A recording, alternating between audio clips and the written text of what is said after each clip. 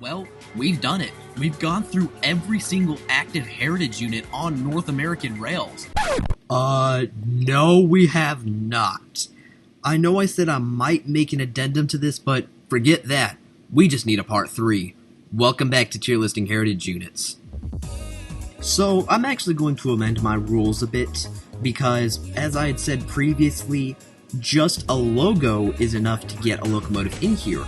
But I had neglected to include the vandalized heritage units on CSX and Norfolk Southern, so those will be in here, as well as some heritage units which I had just ignored thinking they weren't heritage units, and some heritage units that I never even knew existed.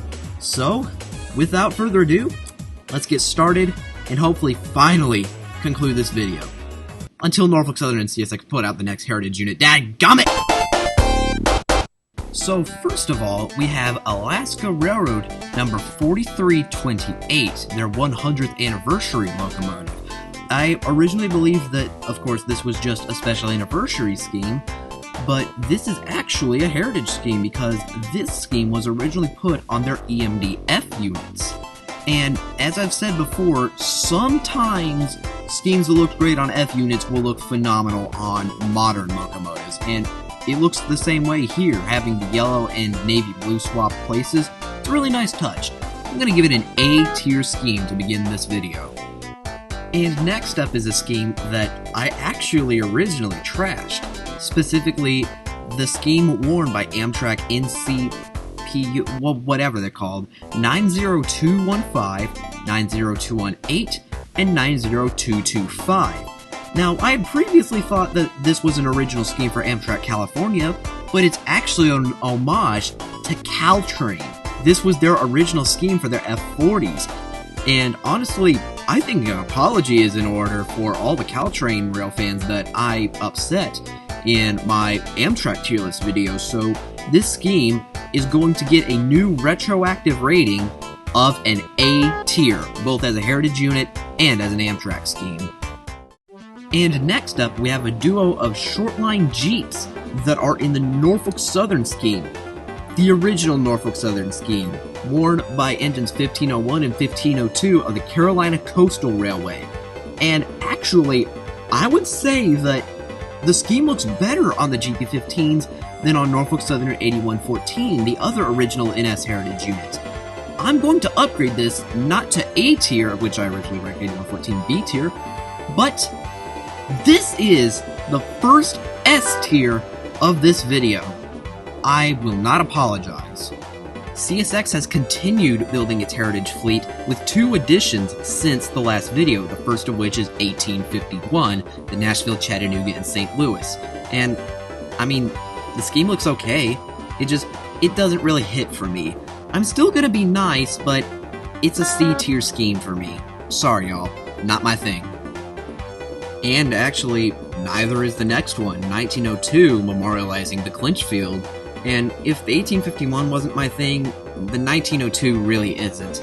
And you know what? I'm going to say it. I know I'm going to get backlash in the comments, but 1902 is the most underhated, overrated, concentrated locomotive of many. Yeah, that is a local productions reference, so anyways, I'll just throw out a C tier rating because Clinchfield, underrated fallen flag, but they really did not do the scheme justice here.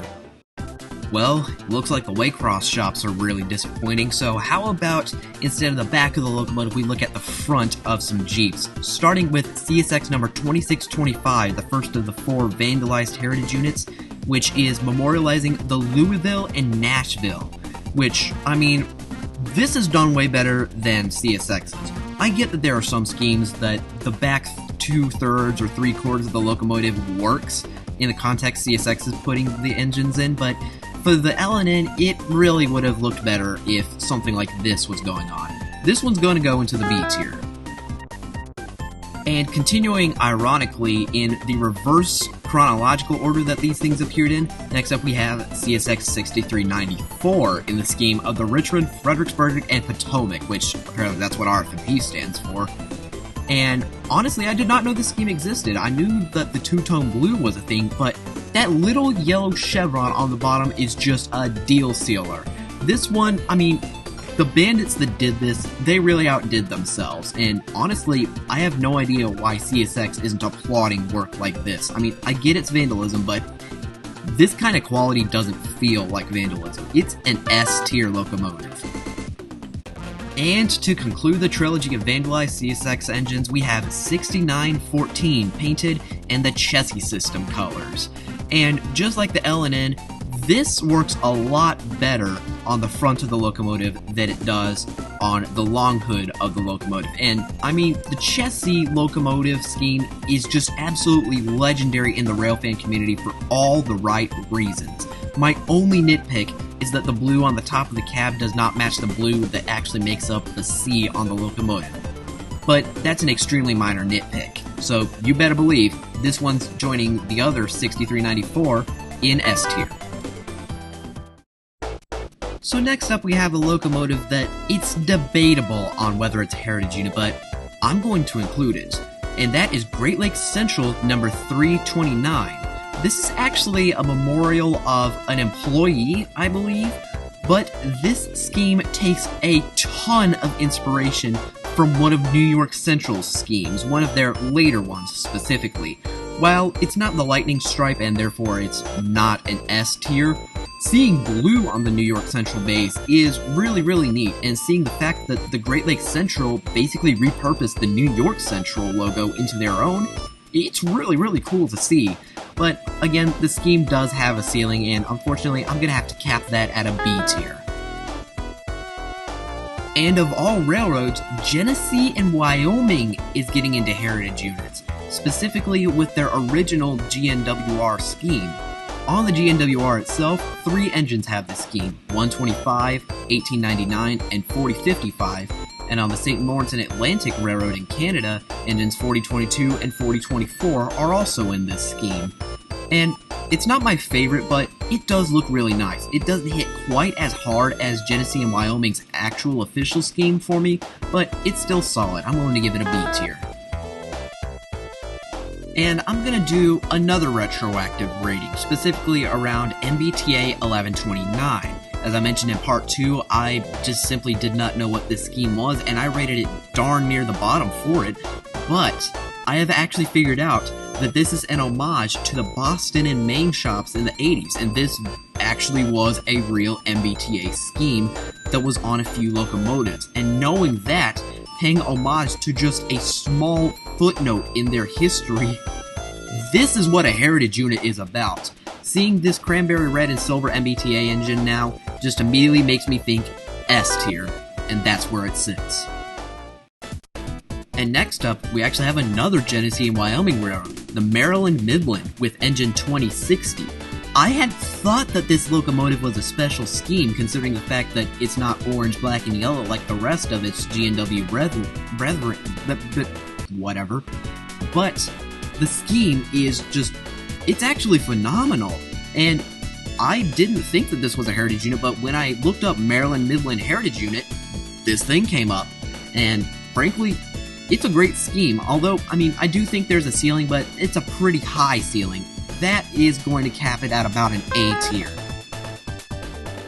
And we're also going to add 2 more heritage units to NJT's tally, the first of which is 1319.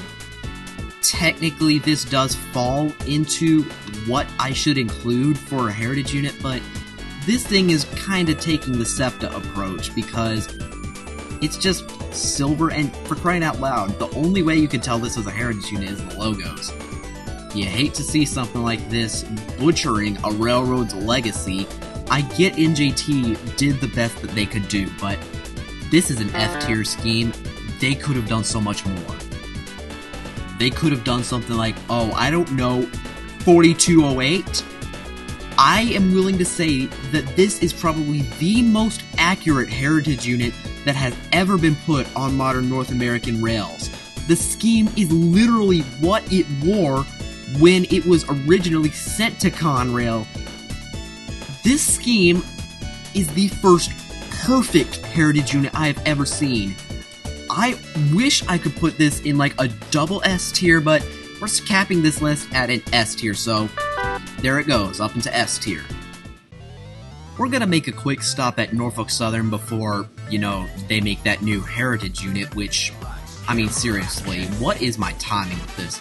But anyways, the Vandals struck again, and Norfolk Southern 1650 received the colors of the Norfolk and Western.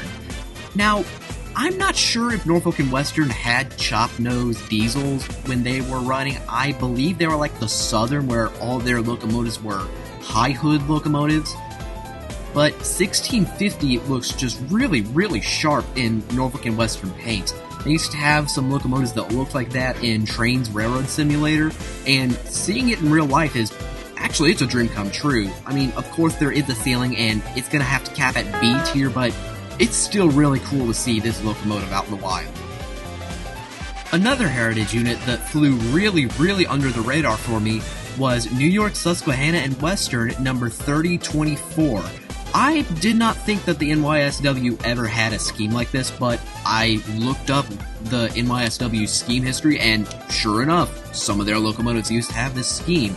And, the fact that I have silver in my tail name probably alludes to the fact that, I really love this color. It just looks amazing on machinery, and with that red stripe on it, I'm not gonna say anything more. There's your rating. Moving from one SD40-2 to another, we head up above the United States-Canada border to the Ontario Northland Railroad with their engine 1730.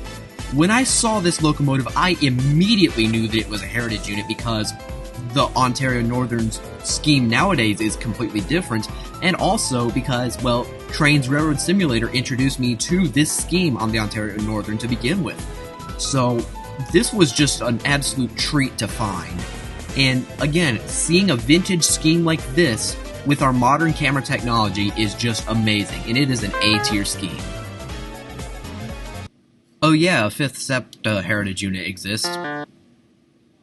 Okay, so now moving on to another Canadian heritage unit, Via Rail's Lumi train set, which consisted of engine 2218 and cab car 2237, is confirmed to be a heritage unit in the scheme of the UAC Turbo Train, one of the most forgotten train sets in North American railroading history. The scheme just works. It's an S tier across the board, from the colors to the history to the logo implementation, just amazing.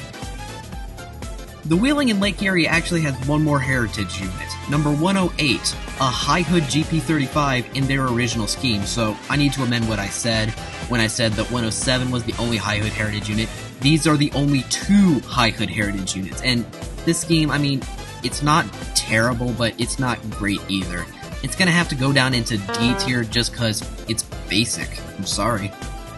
And one more heritage unit, Watco 3879 is painted in the scheme of the Ann Arbor Railroad, although I don't really think that this does the Ann Arbor Railroad justice.